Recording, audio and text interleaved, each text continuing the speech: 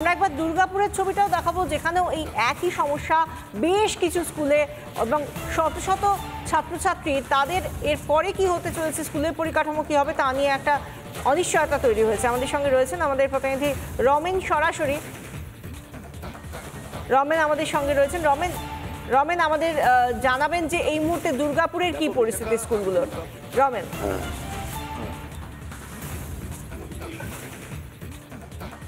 দেখো, আমি দাঁড়িয়ে আছি দুর্গাপুরের হেভি ইঞ্জিনিয়ারিং প্রাথমিক বিদ্যালয় ইউনিট নাম্বার 1-এ, এবং এই বিদ্যালয় যে অবস্থা, এখানকার যিনি প্রধান শিক্ষিকা তিনি স্কুলকে বাঁচাতে নিজের গ্যাটের কড়ি খরচা করেছেন প্রায় 80,000 টাকার উপর বেশি, এবং কিন্তু এখনো পর্যন্ত তিনি স্কুলের মোটামুটি যেটা করার তিনি করে যাচ্ছেন। এবং এই যে কম্পোজিট গ্র্যান্ট, সেই কম্পোজিট গ্র্যান্ট হচ্ছে সর্বশিক্ষা মিশনের এই টাকা। কেন্দ্র দেয় 60%, রাজ্য দেয় 40%, এবং রাজ্যে প্রায় 49,000 প্রাথমিক বিদ্যালয় এবং প্রায় 13 থেকে 14,000 জুনিয়র হাই এবং হাই স্কুল, এবং এই এতগুলো স্কুল কম্পোজিট ফান্ড গ্র্যান্ট না পাওয়াতে কার্যত সমস্যার মুখে। এবং শিক্ষাবর্ষের প্রায় কেটে গেছে 11 মাস এবং অর্থবর্ষের 8 মাস, এখনো পর্যন্ত সেই টাকা না আসায় অনিশ্চিত ভবিষ্যতের মুখে রাজ্যের প্রায় 49,000 প্রাথমিক বিদ্যালয় দিদিমণিরা নিজেদের পকেট থেকে খরচা করে মোটামুটি স্কুলটা এখন চালিয়ে নিয়ে যাচ্ছেন। সেটা কতদিন সম্ভব? আমার সঙ্গে আছেন এই হেভি ইঞ্জিনিয়ারিং প্রাথমিক বিদ্যালয়ের প্রধান শিক্ষিকা সুজাতা সাহা। তিনি প্রচুর টাকা খরচা করেছেন। এখন তিনি আশঙ্কা করছেন যে আগামী দিন হয়তো এই স্কুল চালিয়ে যাওয়া তার পক্ষে সম্ভব হবে না। আমি স্কুলের চিত্রটা দেখাতে পারবো।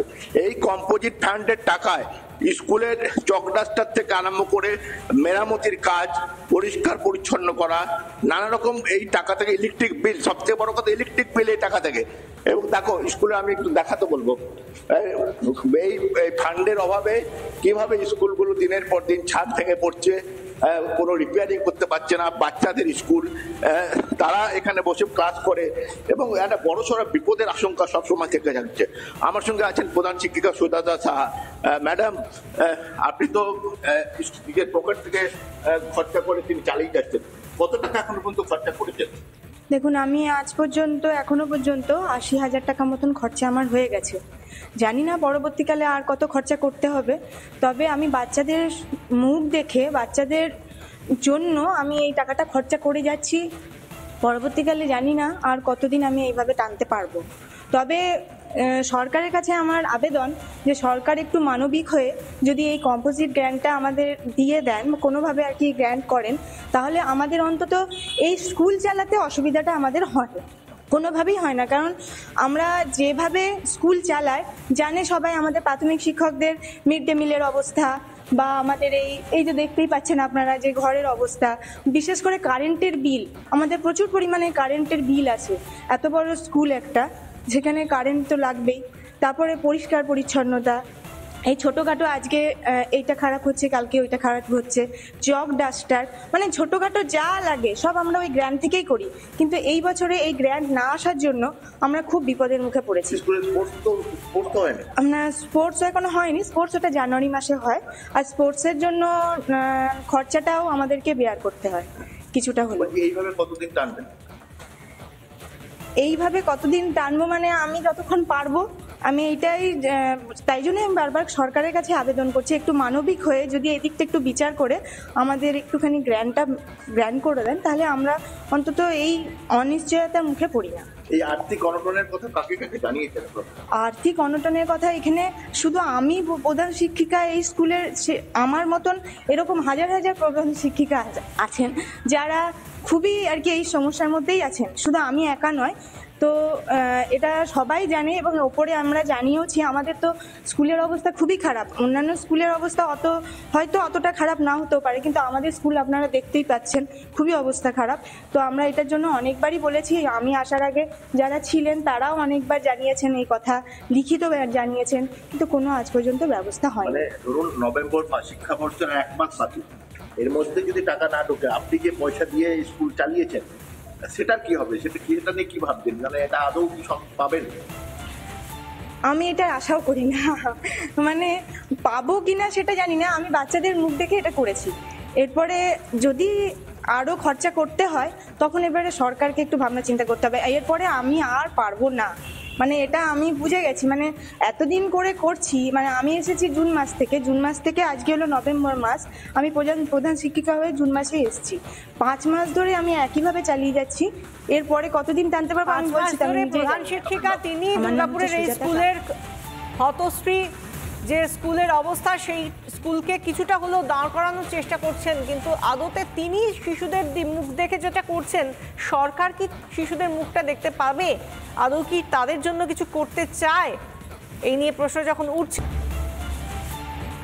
আর্থিক সংকটে রাজ্যের সরকারি স্কুলগুলি, প্রাথমিক থেকে উচ্চ মাধ্যমিক মিলছে না স্কুলের বরাদ্দ টাকা। এপ্রিল মাসের টাকা মেলেনি নভেম্বরেও। নিজেদের ফান্ড থেকেই বিদ্যুৎ বিল মেটাচ্ছেন শিক্ষকরা। ফান্ডের টাকা না পাওয়ায় বন্ধ হতে পারে স্পোর্টসও। আমাদের সঙ্গে রয়েছেন আমাদের প্রতিনিধি মনোরঞ্জন, এই মুহূর্তে আমাদের সঙ্গে রয়েছেন বীরভূম থেকে। মনোরঞ্জন, সব মিলিয়ে কি পরিস্থিতি? কেন শিক্ষকদের নিজেদের ফান্ড থেকে এই সমস্ত টাকা দিতে হচ্ছে?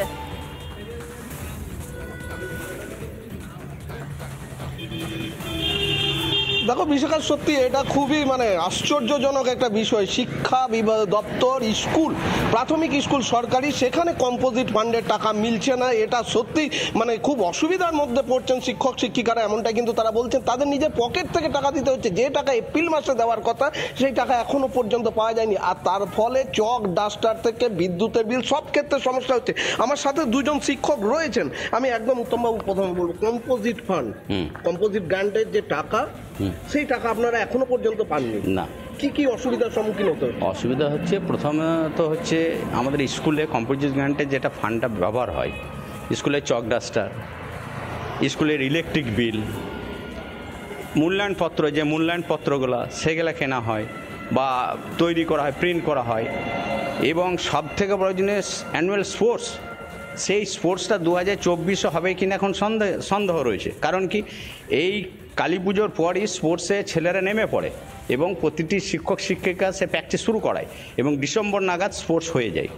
তা এই বছর এখনও পর্যন্ত টাকাই ঢুকলো না, অর্থাৎ স্পোর্টসটাও অনিশ্চিত, এটা বলে আমার মনে হচ্ছে। অতএব খুব তাড়াতাড়ি দরকার এই কম্পোজিট ফান্ডটা অতি তাড়াতাড়ি স্কুলে ঢোকা দরকার আছে।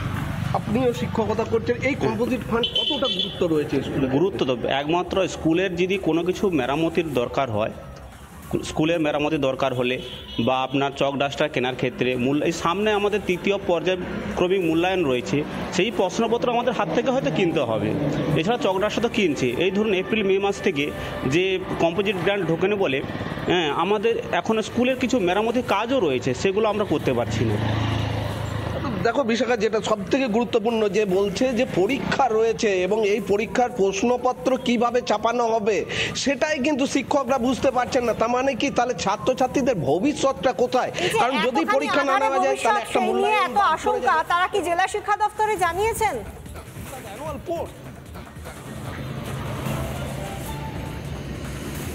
আমি আরো একবার বিশাখা উত্তমদার কাছে যাবো। উত্তমবাবু, আপনারা কি এটা জেলা শিক্ষা দপ্তরে জানিয়েছেন বা তারা জানেন এটা সম্পর্কে অবগত? জেলা শিক্ষা দপ্তর তো এই বিষয়টা পুরাটাই ওয়াকিবহাল আছেন এবং আমাদের কাছে যা খবর রয়েছে হয়তো এই মাসে হতে পারে, কিন্তু কোনো গ্যারেন্টি এখনো পর্যন্ত আমরা পাইনি বা এখনো টাকা ঢোকেনি। তাহলে ছাত্রছাত্রীদের ভবিষ্যৎ বলতে মূল্যায়ন, ধরুন আমরা শিক্ষকতা করি ছাত্রদের স্বার্থে, অতএব মূল্যায়ন আমাদের পকেট থেকে দিয়েও যেভাবে হোক ছাপিয়ে আমাদেরকে মূল্যায়নটা তো করাতে হবে, এটা তো বাস্তব। এই স্পোর্টসের ব্যাপারটা ভাবনার বিষয় যে কী করবো না। কিন্তু কতদিন নিজেদের পকেট থেকে টাকা দিয়ে হবে? এখন তো কিছু করার নেই, কারণ ছাত্রদের স্বার্থে আমাদের নিজের পকেট থেকে হোক যেভাবে হোক ধার করে হোক কাজটা করতে হবে, এটা হচ্ছে পরিষ্কার কথা। শিক্ষকরা বলছেন যে ছাত্রের স্বার্থে তারা নিজেদের পকেট থেকেও টাকা দিচ্ছেন, যতদিন না আসবে টাকা, সরকারি টাকা, ততদিন। নানা ধরনের কন্টেন্ট দেখার জন্য লাইক করুন, শেয়ার করুন আমাদের ফেসবুক পেজ, সাবস্ক্রাইব করুন আমাদের ইউটিউব চ্যানেল। পাশাপাশি অন্যান্য ব্রেকিং নিউজের জন্য অবশ্যই চোখ রাখুন রিপাবলিক বাংলায়।